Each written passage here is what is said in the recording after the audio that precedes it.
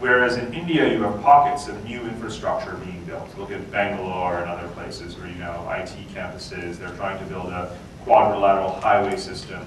In Pakistan, you've had very little of that happening. Again, if you don't rebuild your infrastructure every generation or as is necessary every 30, 40 years, upgrade into modernity, you have decay, entropy. So that too is happening in Pakistan. All of these, whether it's on the administrative political level, the geographic border level, the feudal politics. Finally, the question of identity. Post-colonial states held on to or managed to, and post-colonial leaders managed to inspire a strong sense of nationhood. That did exist for a while in Pakistan to some extent. But of course, what have we seen over the last 60 years? Again, the alienation from the Punjabi sort of core that has dominated the country, Sindhi nationalism, Baluchi nationalism, and of course, Pashtun nationalism. So that too is a sign of post-colonial entropy, the fraying, the diminished loyalty to national identity. Now, with that as background, and that concept helping to explain why Pakistan is what it is right now, let me zoom in for just a couple of minutes on the Musharraf era and contradictions of the Musharraf era. There was a simultaneity in hearing the phrase, the Pakistani military is the only institution capable of holding the state together. There was an overlap of that term, although it preceded Musharraf, but certainly with him, because he was perceived as a strong leader of national unity, trying to be tough on corruption, all of these things. But if Musharraf was even half of those positive things that we once ascribed to him, Pakistan would really not be in the mess that it's in today. Things don't fall apart that quickly. The truth is that they were broken all along. And we believe that Musharraf was the man to fix those things, and he most certainly was not.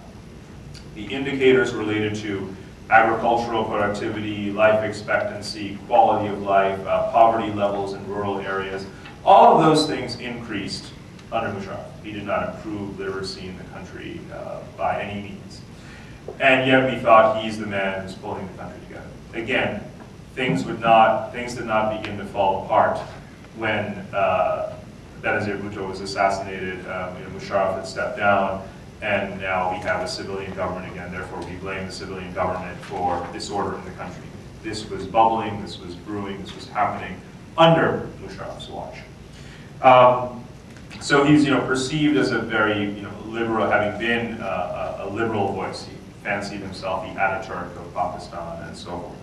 But in fact, one of the phrases that we equally associate with the Musharraf era is the military mullah axis.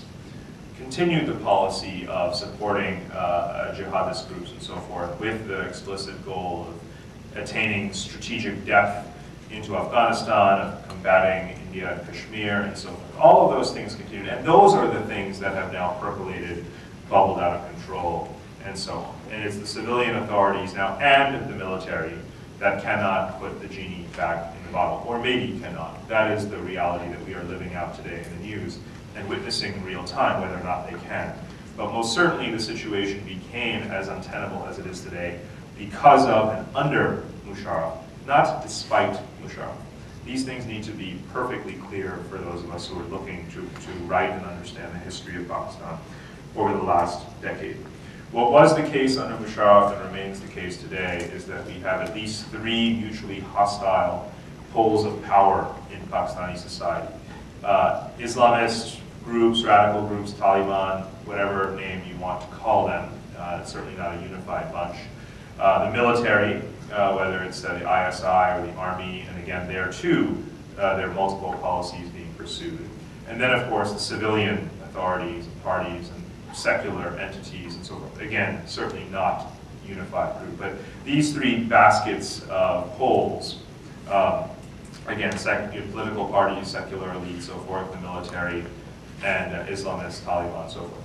3 mutually hostile, that are in a state of political civil war, even hot civil war, as it were, in various combinations at any given time. That has been the case in Pakistan for quite some time. It most certainly remains the case today. And that lens of that sort of ongoing civil war among these poles also explains some of can help us to explain some of the day-to-day shifts of alliances and decision-making that you see happening in the country. How much time? A couple minutes. Okay.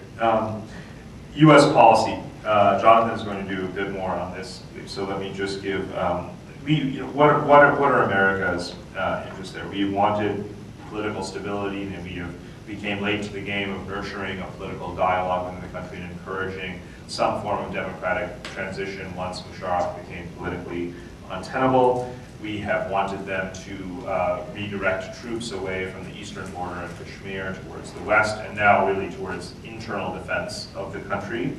Certainly protection of the nuclear arsenal, of course, a very important priority for the United States, and then stabilization of the Afghan-Pak border in order to allow both countries to consolidate and stabilize and grow. So those remain, to a large extent, the stated priorities of the Obama administration.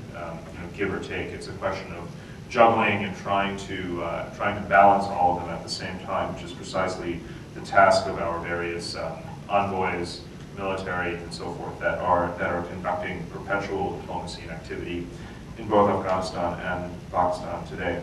What hasn't been the case in the past, and is finally the case now, is that all of the countries in the region are being treated very much as integral parts of this puzzle. Afghanistan was the priority for so long, with Pakistan being neglected and considered stable and don't worry about it under Musharraf. Now we see there's an Afghan set of problems, a Pakistan set of problems, a set of problems that unite them and are between them, which is why we use the term AFPAC. Iran was largely ignored and marginalized and not considered important for the stabilization of the region. Now it is and has been brought in and has provided more money than was expected at the Tokyo Donors Conference. China is one of the largest investors in both Afghanistan and Pakistan, and is now being brought into the dialogue as well. So you're starting to see a regional conversation about how the countries that border Afghanistan and Pakistan can play a role in their stabilization, rather than simply a bilateral, well, how does the U.S. clean up this mess attitude, which most certainly would not have succeeded. So one can have some hope now, and I wouldn't give it much more than hope, because it will take some time to play out, but that we're finally getting onto the right approach to dealing with both countries, and not a moment too soon, as of course they're both very much on the brink. And I'll close with just a comment about this notion of a failed state and whether or not Pakistan is a failed state or not. I'm not going to give a sort of definitive answer to it, because part of what my point is to say that it's not necessarily the right question to be asking, although it is the one that one hears so often that I need to just sort of rant for one moment. A state can be in failure even if it isn't failed. We're always waiting for the Taliban to capture the nukes, or to chase the government out of parliament, or to chase the president out of his palace in whichever country we're talking about, to declare it failed. The fact is that a state can be in failure.